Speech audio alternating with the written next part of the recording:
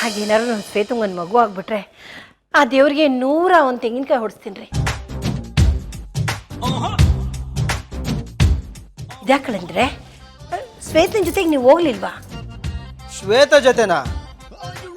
ಓ ಹಾಸ್ಪಿಟ್ಲಿಗಾ? ನಾನು ಬರ್ತೀನಿ ಅಂತಾನೆ ಅಂದೆ. ಅದಕ್ಕೆ ಅವಳು ನೀವು ಹಾಸ್ಪಿಟ್ಲಿಗೆ ಬಂದು ಏನು ಮಾಡ್ತೀರಾ, ನಾನು ಪಾರ್ವತಿ ಅದಕ್ಕೆ ಕರ್ಕೊಂಡು ಹೋಗ್ತೀನಿ, ನೀವು ಮನೇಲಿರಿ ಇನ್ಲು. ಅದಕ್ಕೆ ಸುಮ್ಮನಾದೆ. ಛೇ, ನಮ್ಮ ಶ್ವೇತಾಗೆ ಸ್ವಲ್ಪನೂ ಬುದ್ಧಿ ಇಲ್ಲ ಕಣೆ. ಗಂಡ ಜೊತೆಗೆ ಬರ್ತೀನಿ ಅಂದ್ರು ಬೇಡ ಅಂದಿದ್ದಾಳೆ ನೋಡು. ಇವರು ಜೊತೆಗೆ ಹೋಗಿದ್ದಿದ್ರೆ ಡಾಕ್ಟರ್ ಇವ್ರನ್ನೂ ಚೆಕ್ ಮಾಡ್ತಿದ್ರು. ಏನು ಚೆಕಪ್ಪ? ನನಗೇನಾಗಿದೆ ಚೆಕಪ್ ಮಾಡ್ಸೋಕ್ಕೆ? ನಮ್ಮೂರು ಸ್ವಾಮಿಗಳು ದಿವ್ಯಾನಂದ ಸ್ವಾಮಿಗಳು ಹೇಳಿದ್ದಾರೆ, ಮಗನೇ ನೀನೊಂದು ಕ್ರಿಕೆಟ್ ಟೀಮ್ನೇ ಹುಟ್ಟಾಕ್ತೀಯ ಹೋಗು ಅಂತ ಆಶೀರ್ವಾದ ಮಾಡಿ ಕಳಿಸಿದ್ದಾರೆ. ಅಷ್ಟೊಂದು ಫಿಟ್ ಆ್ಯಂಡ್ ಫೈನ್ ಆಗಿದ್ದೀನಿ ನಾನು. ಪ್ರಾಬ್ಲಮ್ ಏನಾದರೂ ಇದ್ದರೆ ಅದು ನಿಮ್ಮ ಮಗಳಿಗೆ. ಹಾಗಲ್ಲ ಅಳಿಂದಿರೆ, ನಮ್ಮ ಶ್ವೇತಾ ಸುಮಾರು ಡಾಕ್ಟ್ರ್ ಹತ್ರ ಟೆಸ್ಟ್ ಮಾಡಿಸ್ಕೊಂಡಿದ್ದಾಳೆ. ರಿಪೋರ್ಟ್ನಲ್ಲಿ ಏನು ತೊಂದರೆ ಇಲ್ಲ ಅಂತಲೂ ಹೇಳಿದ್ದಾರೆ. ಕೆಲವು ಡಾಕ್ಟ್ರು ತೊಂದರೆ ಇದೆ ಅಂತಲೂ ಹೇಳಿದ್ದಾರೆ. ಅದಕ್ಕೆ ನೀವು ಒಂದ್ಸರಿ ಟೆಸ್ಟ್ ಮಾಡಿಸ್ಕೊಂಡ್ಬಿಟ್ಟಿದ್ರೆ ಚೆನ್ನಾಗಿತ್ತು ಅಂತ. ಇದೊಳ್ಳೆ ಕತೆ ಆಯ್ತಲ್ಲ ಅತ್ತೆ. ಯಾರೆಲ್ಲ ಸಮಸ್ಯೆ ಇಟ್ಕೊಂಡು ಇನ್ಯಾರನ್ನ ಚೆಕಪ್ ಮಾಡಿಸಿದ್ರೆ ಸರಿ ಹೋಗುತ್ತಾ? ನಾನು ಡಾಕ್ಟರ್ ಹತ್ರ ಚೆಕಪ್ ಮಾಡಿಸಿದ್ದೀನಿ. ಭೀಮುನ್ ಥರ ಇದೆಯಾ, ನಿನಗೆ ಯಾವ ಸಮಸ್ಯೆ ಅಂತಿದ್ದಾರೆ, ಸ್ವಾಮಿಗಳು ಹಂಗೆ ಅಂದಿದ್ದಾರೆ ಅಂತಂದಮೇಲೆ ನಾನು ಇನ್ನೇನು ಚೆಕಪ್ ಮಾಡಿಸ್ಲಿ? ನೋಡಿ, ಏನೇ ಟೆಸ್ಟ್ ಮಾಡಿಸೋದಿದ್ರು ನಿಮ್ಮ ಮಗಳಿಗೆ ಟೆಸ್ಟ್ ಮಾಡಿಸಿ. ನಾನು ಸರಿಯಾಗೇ ಇದ್ದೀನಿ.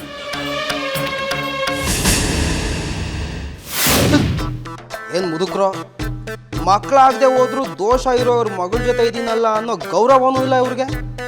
ನಾನು ಚೆಕ್ ಮಾಡಿಸ್ಬೇಕಂತೆ ಚೊಕ್ಕ. ಇಂಥ ಅಳಿಯ ಸಿಗ್ಬೇಕು ಅಂದರೆ 7 ಜನ್ಮದ ಪುಣ್ಯ ಮಾಡಬೇಕು, ತಿಳ್ಕೊಳ್ಳಿ.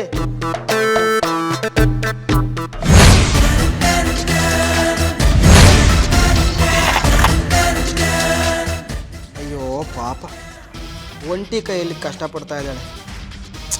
ಇರಲಿ, ಆಗಾಗ ನಮ್ಮ ಶತ್ರುಗಳಿಗೂ ಹೆಲ್ಪ್ ಮಾಡಬೇಕು. ಅದರಿಂದ ಕೆಲವೊಮ್ಮೆ ನಮಗೆ ಲಾಭನೂ ಆಗುತ್ತೆ.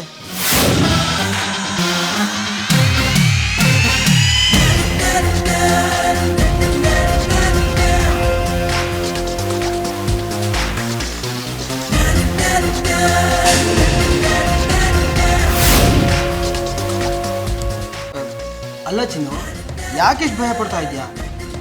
ನಾನೇನು ಭೂತ ಅಲ್ಲ, ಸಹಾಯ ಮಾಡಬೇಕು ಅಂತ ಬಂದಪ್ಪ. ನನಗೆ ಯಾರ ಸಹಾಯನೂ ಬೇಕಿಲ್ಲ. ನನ್ನ ಕೆಲಸ ನಾನು ಮಾಡ್ಕೊಳ್ತೀನಿ. ನನಗೆ ಸಹಾಯ ಮಾಡಬೇಕು ಅಂತ ಅನ್ಸ್ಬಿಟ್ಟಿದೆಯಲ್ಲ ಪಾಪ, ಒಂದೇ ಕೈಯಲ್ಲಿ ಕೆಲಸ ಮಾಡ್ತಾ ಇದೆಯಾ ಅಂತ ನಿನಗೆ ಸಹಾಯ ಮಾಡೋಕ್ಕೆ ಬಂದಪ್ಪ. ಒಂದೇ ಮನೇಲಿ ಇರ್ತೀವಿ, ಒಂದೇ ರೂಮಲ್ಲಿ, ಅದೇ ಕುಟುಂಬದವರು ಅಂದಮೇಲೆ ಈ ರೀತಿ ಚಿಕ್ಕ ಪುಟ್ಟ ಸಹಾಯ ಮಾಡೋದ್ರಿಂದ ವಿಶ್ವಾಸ ಬೆಳೆಯುತ್ತೆ ಅಂತ ಅಂದ್ಕೊಂಡಪ್ಪ. ನಾವು ವಾಪಸ್ ಬರೋಷ್ಟರಲ್ಲಿ ಚಿನ್ನು ಏನೂ ಮಾಡ್ಕೊಳ್ದಿದ್ರೆ ಅದೇ ನಮ್ಮ ಪುಣ್ಯ. ಎಲ್ಲ ಕೆಲಸ ಎಷ್ಟು ಶಿಸ್ತಿಂದ ಅಚ್ಚುಕಟ್ಟಾಗಿ ಮಾಡ್ತಿರ್ತಾಳೆ. ಒಂದೊಂದು ಸಲ ಅದು ಯಾಕೆ ಹಾಗೆ ಬೇಜವಾಬ್ದಾರಿಯಾಗಿ ಮಾಡ್ತಾಳೋ ನಂಗಂತೂ ಅರ್ಥನೇ ಆಗಲ್ಲ. ಗೊಂಬೆ, ಚಿನ್ನು ತನ್ನ ಗಂಡನ ಬಗ್ಗೆ ನಿನ್ನ ಮುಂದೆ ಏನಾದರೂ ಹೇಳ್ಕೊಂಡಿದ್ದಾಳಾ? ಯಾರು ಅಂತ ಏನಾದರೂ ಗೊತ್ತಾ? ಅದನ್ನು ತಿಳ್ಕೊಳ್ಳೋದಕ್ಕೆ ನಾನು ತುಂಬಾ ಪ್ರಯತ್ನ ಪಟ್ಟೆ ಶ್ವೇತಾ ಚಿಕ್ಕಿ. ಆದರೆ ಪ್ರತಿ ಸಲ ನಾನು ಅವಳ ಗಂಡನ ಬಗ್ಗೆ ಕೇಳಿದಾಗೆಲ್ಲ ಆಕಾಶನೇ ತಲೆ ಮೇಲೆ ಬಿದ್ದೋಳ್ ಥರ ಆಡ್ತಾಳೆ. ತುಂಬ ನೊಂದ್ಕೊಳ್ತಾಳೆ. ಅದಕ್ಕೆ ತುಂಬ ಬಲವಂತ ಮಾಡಿ ಪೀಡಿಸಿ ನಾನು ಏನೂ ಕೇಳೋದಕ್ಕೆ ಹೋಗಲ್ಲ. ಅವಳ ಗಂಡನ ಬಗ್ಗೆ ಮಾತಾಡೋದು ಅವಳಿಗಿಷ್ಟನೇ ಇಲ್ಲ. ನಾನು ಅವಳ ಗಂಡನ ಬಗ್ಗೆ ತಿಳ್ಕೊಳ್ಳೋಕ್ಕೆ ತುಂಬ ಪ್ರಯತ್ನ ಪಟ್ಟೆ. ಆದರೆ ಅವಳ ಗಂಡನ ಬಗ್ಗೆ ಅವಳು ಒಂದು ಮಾತು ಆಡೋದಿಲ್ಲ. ಸ್ವಲ್ಪ ಬಲವಂತ ಮಾಡಿದ್ರು ಇನ್ನೇನು ಅತ್ತೆ ಬಿಡ್ತಾಳೇನೋ, ಮನೆ ಬಿಟ್ಟೆ ಹೋಗ್ಬಿಡ್ತಾಳೇನೋ ಅಂತ ಹೆದರಿಕೆ ಆಗುತ್ತೆ. ಅದಕ್ಕೆ ಬಲವಂತ ಮಾಡೋಕ್ಕೆ ಹೋಗಲಿಲ್ಲ. ಆದರೆ ಒಂದಂತೂ ಸತ್ಯ, ಅವಳ ಗಂಡನ ಬಗ್ಗೆ ಹೇಳ್ಕೊಳ್ಳೋ ಸಮಯ ಬಂದೇ ಬರುತ್ತೆ.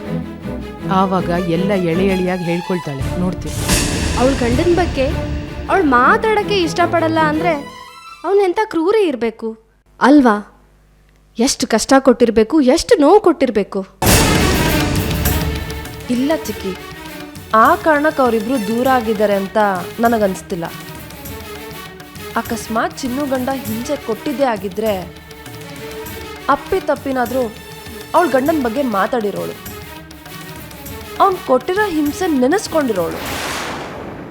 ಆದರೆ ಯಾವತ್ತೂ ಚಿನ್ನು ಅವಳ ಗಂಡನ ಬಗ್ಗೆ ಒಂದೇ ಒಂದು ಕೆಟ್ಟ ಮಾತು ಕೂಡ ಆಡಿಲ್ಲ.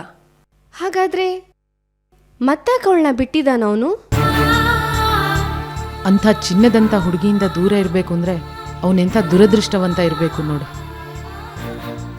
ಅಂಥ ಹುಡುಗಿ ಜೊತೆ ಬಾಳು ಬಂಗಾರ ಮಾಡ್ಕೊಳ್ಳೋದು ಬಿಟ್ಟು ಅದೆಲ್ಲೋ ದೂರ ಇದ್ದಾನೆ ಅಲ್ವಾ ಅತ್ತೆ? ನನಗೆ ಚಂದುನ ಒಂದಿನ ದೂರ ಮಾಡಿರ್ಬೇಕು ಅಂದ್ರೇ ಜೀವ ಹೋದಂಗೆ ಆಗತ್ತೆ. ಅಂಥದ್ರಲ್ಲಿ ಮದುವೆ ಆಗಿ ಅವಳ ಗಂಡನಿಂದ ದೂರ ಇರಬೇಕು ಅಂದರೆ ಅವಳ ಮನ್ಸಿಗೆ ಎಷ್ಟು ನೋವಾಗಿರಬೇಡ. ಈಗಿನ ಕಾಲದಲ್ಲಿ ಗಂಡ ಜೊತೆಗಿದ್ರೇ ಸುರಕ್ಷಿತವಾಗಿರೋದು ಕಷ್ಟ. ಅಂಥದ್ರಲ್ಲಿ ಈ ಒಬ್ಬಂಟಿ ಹುಡುಗಿನ ನೋಡಿದ್ರೆ ಅಯ್ಯೋ ಅನ್ಸುತ್ತೆ.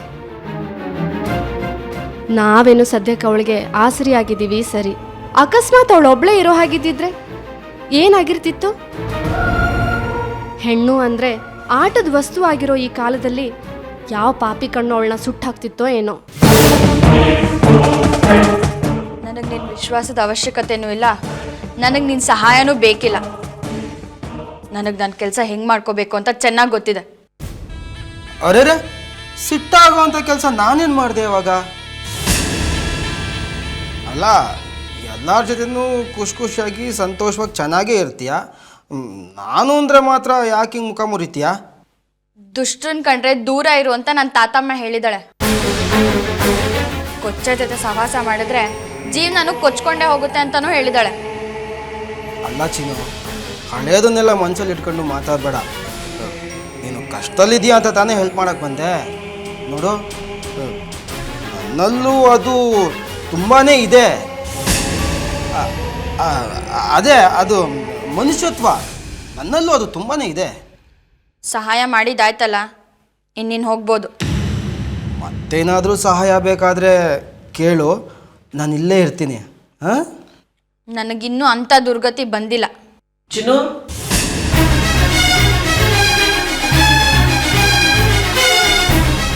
ಬಂದ ಕಬಾಬ್ ಮೇ ಹಡ್ಡಿ. ಎಲ್ಲ ರಾಂಗ್ ಟೈಮು.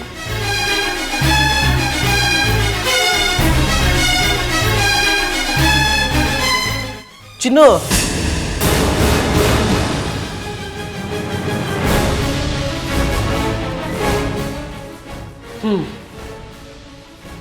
ಯಾಕೆ ಚಿನ್ನು, ಏನಾಯ್ತು? ಯಾಕೆ ಹೀಗೆ ನಿಂತಿದ್ದೀಯಾ? ಏನೂ ಇಲ್ಲ, ಕಳ್ಬೇಕು ಬಂತು, ಉಗಿದು ಓಡಿಸ್ದೆ. ಸರಿ, ಅದೆಲ್ಲ ಬಿಡು. ಅವ್ರಿಗೆ ತುಂಬ ತಲೆನೋವಂತೆ, ಶುಂಠಿ ಟೀ ಮಾಡಿದ್ದೀನಿ, ಅವ್ರಿಗೋಗಿ ಕೊಟ್ಟು ಬರ್ತೀಯಾ? ಕೊಡು.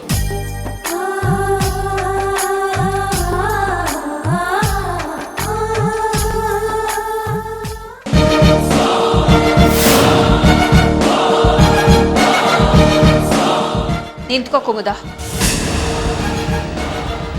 ನನ್ನಿಂದ ಏನಾದರೂ ಬೇಜಾರಾಯ್ತೇನೆ? ಹಾಗೇನಿಲ್ಲ ಅಕ್ಕ. ಮತ್ತೆ ಯಾಕೆ ನನ್ನ ಅವಾಯ್ಡ್ ಮಾಡ್ತಿದ್ಯಾ? ಇನ್ನೇನು ಮಾಡ್ಲಕ್ಕ, ಚಿಕ್ಕವರಿಂದ ಅನ್ನಿಸ್ಕೊಳ್ಳೋ ಮಟ್ಟಕ್ಕೆ ನನ್ನ ಪರಿಸ್ಥಿತಿ ಇಳಿದಿದೆ. ನೀನೇ ನೋಡಿದ್ಯಲ್ಲ, ಗೊಂಬೆ ಹೇಗೆ ನನಗೆ ಅನ್ಬಾರ್ದನ್ನೆಲ್ಲ ಅಂದ್ಲು ಅಂತ. ಕಾಲಲ್ಲಿ ಮೆಟ್ಕೊಳ್ಳೋದನ್ನ ಶಾಲಲ್ಲಿ ಸುತ್ಕೊಂಡು ಹೊಡಿಯೋದು ಅಂದರೆ ಈಗ ನಿನ್ನ ಮಗಳು ಮಾಡಿದ್ಲಲ್ಲ ಅದೇ. ಕುಮುದ, ಗೊಂಬೆ ವಿಷಯ ನಿನಗೇ ಗೊತ್ತು. ಅವಳು ನನ್ನನ್ನೇ ಬಿಡಲ್ವೇ? ಈ ಕೆಲಸದವಳಿಗೆ ನಾನೇ ಒಂದು ಮಾತಾಡಿದ್ರು ಹಿಂದೆ ಮುಂದೆ ನೋಡದೆ ನನಗೇ ಮಾತಾಡ್ತಾಳೆ. ಈ ಮನೆಗೆ ಬರೋದಕ್ಕಿಂತ ಮುಂಚೆ ಈ ಪೀಡೆ ವಿಷಯವಾಗಿ ನನಗೂ ಗೊಂಬೆಗೂ ದೊಡ್ಡ ಜಗಳನೇ ಆಯಿತು. ಕೊನೆಗೆ ಗೊಂಬೆನೆ ಬಂದು ಸಾರಿ ಕೇಳಿದ್ಲು, ಅದು ಬೇರೆ ಮಾತು. ಈ ಪೀಡೆಗೆ ಯಾರಾದರೂ ಏನಾರು ಅಂದರೆ ಗೊಂಬೆ ಸಹಿಸ್ಕೊಳ್ಳೋದೇ ಇಲ್ಲ ಕಣೆ. ಅದೇನು ಮೋಡಿ ಮಾಡಿದಳೋ ಏನೋ. ಅಕ್ಕ, ಎಲ್ಲರನ್ನೂ ನೀನು ಮಾತಲ್ಲೇ ಮರಳು ಮಾಡಿ ಮಾತಲ್ಲೇ ಕಟ್ ಹಾಕೋ ನಿನಗೆ ನಿನ್ನ ಸ್ವಂತ ಮಗಳನ್ನ ಕಟ್ ಹಾಕೋಕ್ಕಾಗ್ತಿಲ್ಲ ಅಂದರೆ ನಂಗೆ ನಂಬೋಕ್ಕಾಗ್ತಿಲ್ಲ. ನಿನಗೇನು ಕುಮುದ, ನನಗೆ ಇನ್ನೂ ಗೊತ್ತಾಗ್ತಾ ಇಲ್ಲ. ಗೊಂಬೆ ಇರುವಾಗ ಈ ಪೀಡೆಗೆ ನಾವು ಹಿಂಸೆ ಕೊಡೋದಕ್ಕೆ ಸಾಧ್ಯನೇ ಇಲ್ಲ. ಅದ್ರ ಪ್ರಯತ್ನನೂ ನಾವು ಮಾಡಬಾರ್ದು. ಗೊಂಬೆ ಇಲ್ಲದೆ ಇರುವಾಗ ನಮ್ಮ ಕೆಲಸನ ನಾವು ಮಾಡ್ಕೋಬೇಕು. ನೀನು ಮಾತಾಡೋದನ್ನ ಕೇಳ್ತಾ ಇದ್ರೆ ಗೊಂಬೆ ಬಗ್ಗೆ ನಿನಗೂ ಭಯ ಇರೋ ಹಾಗೆ ಕಾಣ್ತಿದೆ. ನಿಜ, ನಾನು ಯಾರಿಗಾದ್ರೂ ಹೆದರುತ್ತೀನಿ ಅಂದರೆ ಅದು ನನ್ನ ಮಗಳಿಗೆ ಮಾತ್ರ. ಯಾಕೆ ಅನ್ನೋ ಪ್ರಶ್ನೆಗೆ ಉತ್ತರ ನನ್ನ ಹತ್ರನೇ ಇಲ್ಲ ಕಣೆ. ಅಂದರೆ ಮುಂದೆನೂ ಇದು ಹೀಗೆ ಮುಂದುವರಿಯುತ್ತಾ? ಇದು ಹೀಗೆ ಮುಂದುವರೆದ್ರೆ ನಮ್ಮ ಪ್ಲಾನ್ ಗತಿ ಏನಕ್ಕ? ನಮ್ಮ ಆಸೆ ಕನಸುಗಳಿಗೆ ಗೋರಿ ಕಟ್ಟಬೇಕಾ? ಇಲ್ಲ ಇಲ್ಲ ಕುಮುದ, ಎಲ್ಲ ಗಂಟುಗಳನ್ನೂ ಬಿಡಿಸಬಹುದು.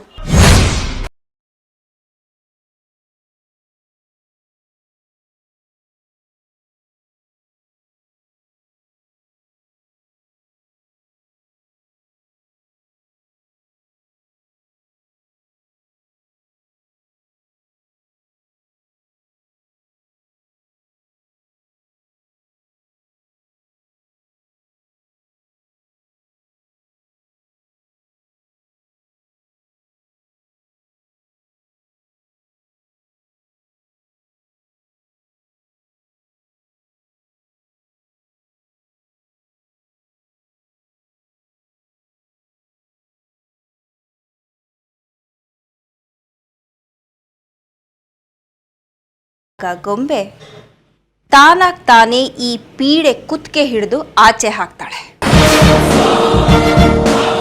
ಅದಕ್ಕೆ ನನ್ನ ಹತ್ರ ಪ್ಲಾನೂ ಇದೆ.